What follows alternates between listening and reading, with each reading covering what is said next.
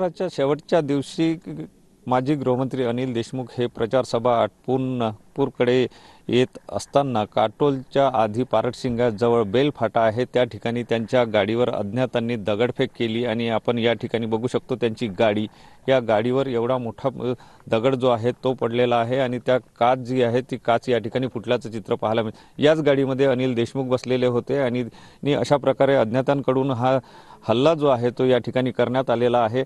आपण या ठिकाणी जर बघितलं तर पोलिसांकडून आता सगळी चौकशी केली जात आहे, गाडीची तपासणी सुद्धा केली जात आहे आणि एकंदर म्हणजे हा सगळा प्रकार कसा घडला या सगळ्या बाबींचा तपास जो आहे तो पोलीस खात्याकडून केला जात आहे। सगळ्या स्तरावर त्याची माहिती घेतली जात आहे आणि एकंदर हा हल्ला जर आपण बघितला तर हा दगड आपण बघू शकतो की किती मोठा दगड आहे आणि काच जो आहे तो पूर्ण या ठिकाणी ब्रेक झालेला काच आपल्याला पाहायला मिळते।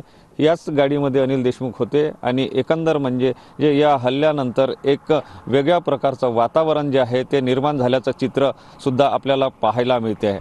कॅमेरामन साईसह सुनील ढगे, TV9 मराठी, बेलफाटा, काटोल, नागपूर।